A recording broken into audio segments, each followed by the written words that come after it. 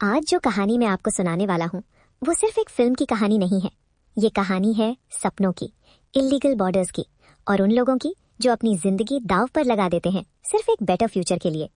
और सबसे शॉकिंग बात, इस फिल्म में जो डंकी दिखाया गया है वो सिर्फ एक इल्लीगल रास्ता नहीं बल्कि एक इमोशनल जर्नी है, जहां इंसान सिर्फ देश नहीं अपनी पहचान भी क्रॉस करता है।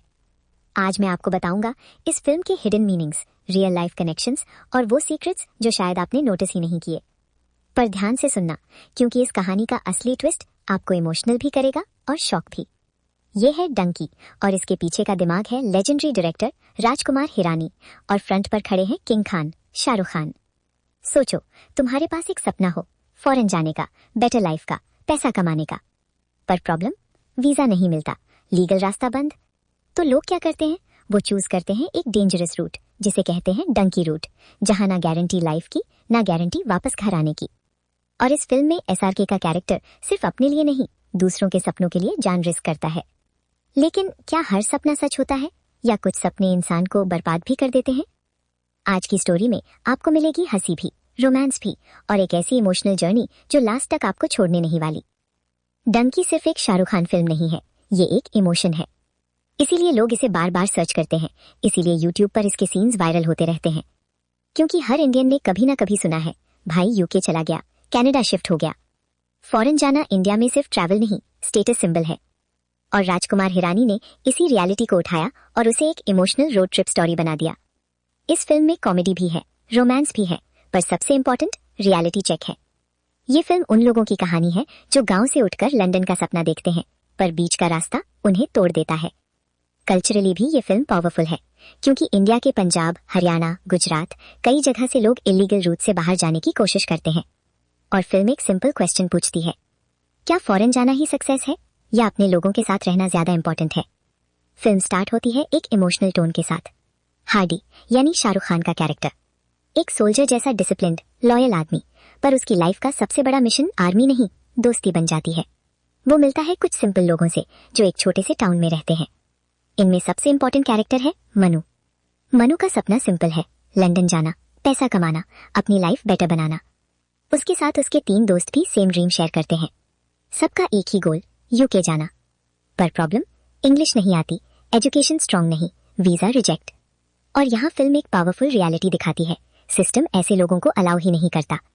यहाँ एंट्री होती है हार्डी की। वो इन सब की लाइफ में एक प्रोटेक्टर बन जाता है। हार्डी उन्हें प्रॉमिस करता है, मैं तुम्हें लंदन पहुंचाऊंगा। ये लाइन सिंपल लगती है, पर यहीं से स्टोरी इमोशनल हो जाती है, क्योंकि हार्डी का पास्ट मनु के फैमिली से कनेक्टेड होता है और उस कनेक्शन की वजह से वो अपनी लाइफ इनके सपनों के लिए रिस्क करता है। ग्रुप इंग्लिश सीखने की कोशिश करता है, फनी सीन्स होते हैं, इंटरव्यूज फेल होते हैं, वीजा रिजेक्ट होता रहता है, पर सपना नहीं छोड़ते। और यहाँ फिल्म एक ब्रूटल ट्रूथ दिखाती है, लीगल रास्ता बंद हो जाए तो लोग इलीगल रास्ता चूज करते हैं, डंकी रूट। ये रूट सिंपल नहीं, इसमें बॉर्डर क्रॉसिंग, फेक आइडेंटिटीज और मौत का रिस्क होता है। हार्डी इनिशियली अगेंस्ट होता है, वो चाहता है सब लीगल तरीके से हो, पर जब सिस्टम बार बार उन्हें रिजेक्ट करता है तो ग्रुप डिसाइड करता है इलीगल रूट। यहाँ से फिल्म का टोन चेंज हो जाता है, कॉमेडी से सीरियस सर्वाइवल ड्रामा। अब बात करते हैं उन हिडन डिटेल्स की जो शायद फर्स्ट वॉच में मिस हो जाती हैं। Number 1, English learning scenes. जब ग्रुप इंग्लिश सीखने की कोशिश करता है, वो सिर्फ कॉमेडी नहीं, सिंबलिज्म है। Language equals power. जो इंग्लिश जानता है वो वर्ल्ड एक्सेस कर सकता है, जो नहीं जानता वो सिस्टम में फंस जाता है। नंबर 2, हार्डी का कैरेक्टर साइकोलॉजी। हार्डी सिर्फ हेल्पर नहीं, वो गिल्ट कैरी करता है पास्ट का, इसीलिए वो मनु और उसके दोस्तों को प्रोटेक्ट करता है। उसके लिए ये मिशन पर्सनल है, वो एक सोल्जर है, पर यहाँ उसकी वॉर बॉर्डर्स के अगेंस्ट है। नंबर 3, मनु का ऑब्सेशन। मनु का लंदन ड्रीम सिर्फ पैसा नहीं, वो एस्केप चाहती है अपनी करंट लाइफ से, सोसाइटी से, लिमिटेशन से। ये हर यूथ का हिडन डिजायर है। नंबर 4, ट्रेन और रोड विजुअल्स। फिल्म में रोड और ट्रेन शॉट्स बार बार आते हैं, symbolism, life equals journey, destination equals illusion. Dunki एक सिंपल क्वेश्चन पूछती है, क्या हम सपनों के पीछे भागते भागते अपनी आइडेंटिटी खो देते हैं?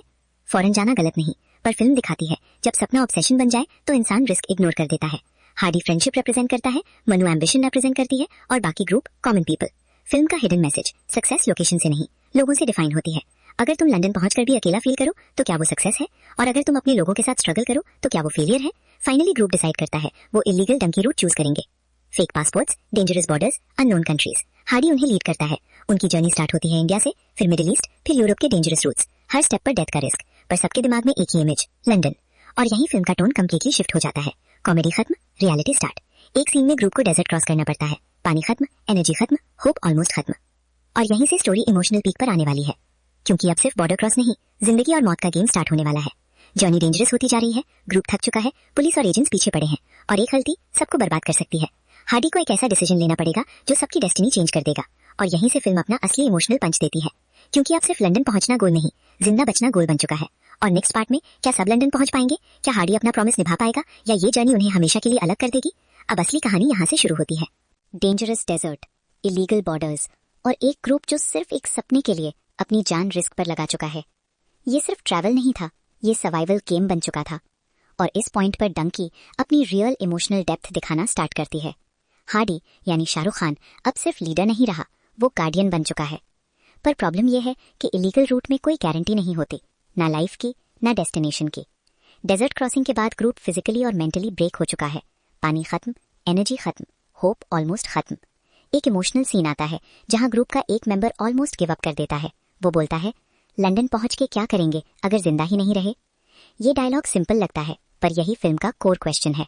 हार्डी उन्हें मोटिवेट करता है, वो सिर्फ उन्हें लंदन नहीं, जिंदा लंदन पहुंचाना चाहता है। पर इलीगल रूट में बिट्रेयल कॉमन होता है, एजेंट्स पैसे लेते हैं, फिर लोगों को अबैंडन कर देते हैं।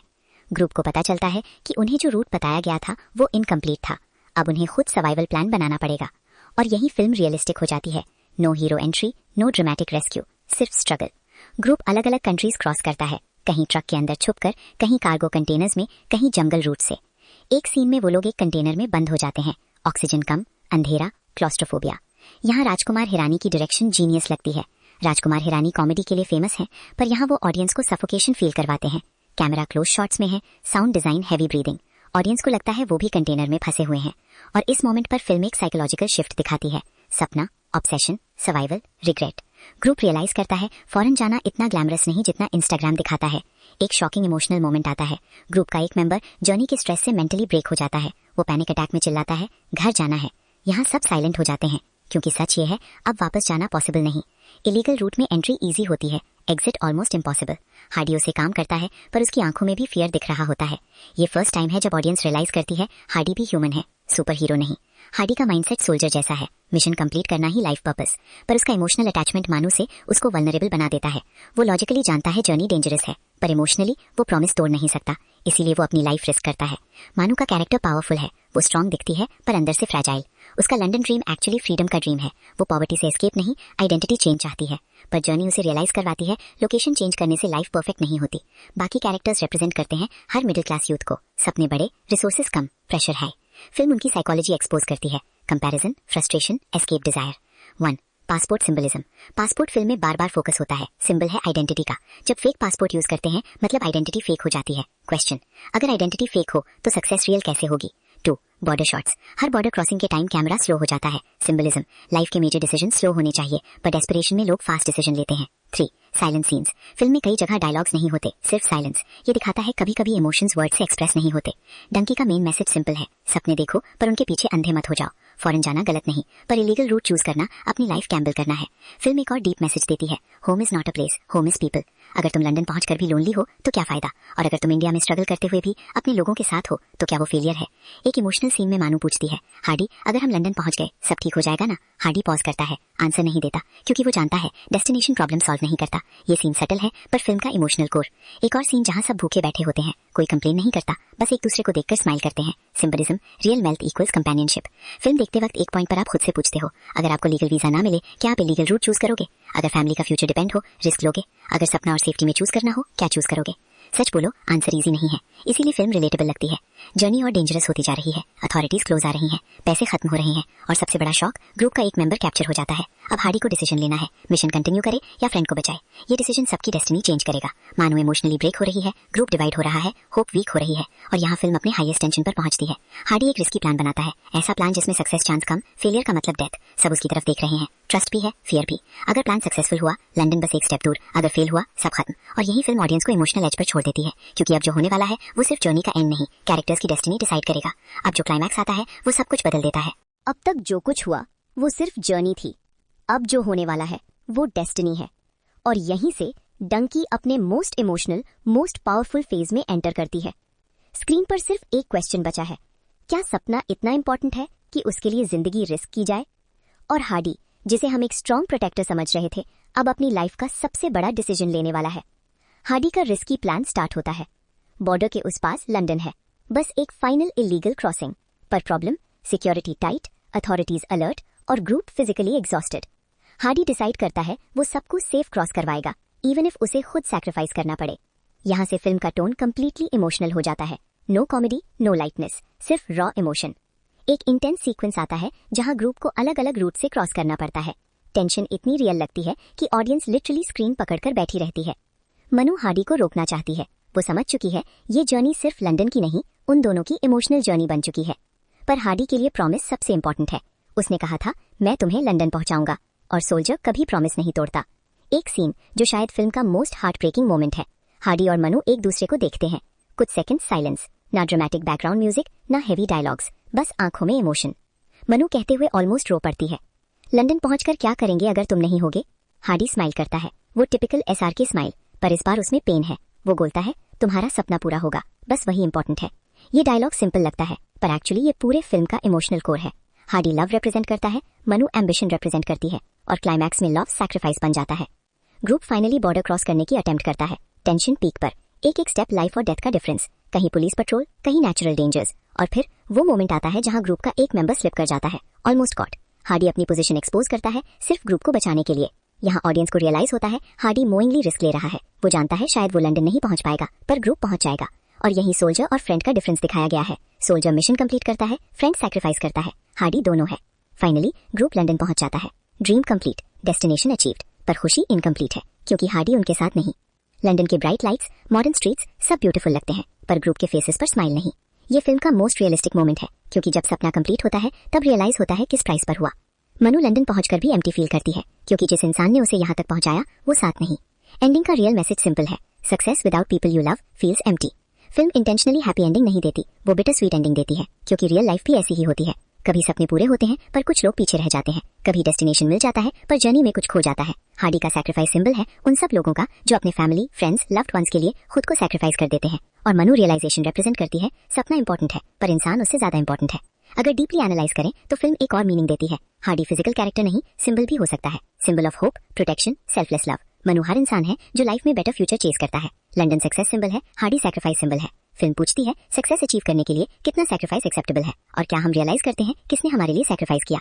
राजकुमार हिरानी ने इस फिल्म में एक डीप सोशल मैसेज दिया है। राजकुमार हिरानी हमेशा एंटरटेनिंग स्टोरीज के थ्रू रियलिटी दिखाते हैं। डंकी का हिडन मैसेज है, इलीगल इमिग्रेशन ग्लैमरस नहीं। सोशल मीडिया पर फॉरेन लाइफ परफेक्ट लगती है, फिल्म दिखाती है रियलिटी, स्ट्रगल, रिस्क, लोनलीनेस। घर लोकेशन नहीं, लोग होते हैं। सक्सेस रीडिफाइन करो, सिर्फ पैसा और फॉरेन लाइफ सक्सेस नहीं, पीस भी सक्सेस है। प्रोमिसेस डिफाइन कैरेक्टर, हार्डी का कैरेक्टर प्रूव करता है ग्रेटनेस टैलेंट से नहीं, कमिटमेंट से आती है। लेसन्स फ्रॉम डंकी, लेसन 1, सपने देखो पर अंधे मत हो, एम्बिशन गुड है, obsession dangerous. Lesson 2, right people right place, गलत लोगों के साथ लंदन से बेटर सही लोगों के साथ छोटा घर है। लेसन 3, सैक्रिफाइस इनविजिबल होता है, जो लोग आपके लिए सैक्रिफाइस करते हैं वो हमेशा विजिबल नहीं होते। लेसन 4, जर्नी डेस्टिनेशन, आखिर में मेमोरीज जर्नी की बनती है, डेस्टिनेशन की नहीं। इस फिल्म को स्पेशल बनाता है सिर्फ SRK का स्टारडम नहीं, उसकी इमोशन। शाहरुख खान ने हार्डी को हीरो नहीं ह्यूमन बनाया, उनकी परफॉर्मेंस लाउड नहीं, सटल है, आइज एक्टिंग, साइलेंस एक्टिंग, और इसी वजह से फिल्म हार्ट हिट करती है। ये टिपिकल कमर्शियल फिल्म नहीं, ये इमोशनल जर्नी है। ऐसी फिल्म जो खत्म होने के बाद भी दिमाग में चलती रहती है। Is it worth watching? Simple answer, yes, 100%। अगर आप सिर्फ एंटरटेनमेंट चाहते हो ये फिल्म स्लो लग सकती है, पर अगर आप इमोशनल मीनिंगफुल सिनेमा पसंद करते हो ये फिल्म हार्ट टच करेगी। ये फिल्म आपको हंसाएगी भी, रुलाएगी भी, और सोचने पर मजबूर करेगी, और शायद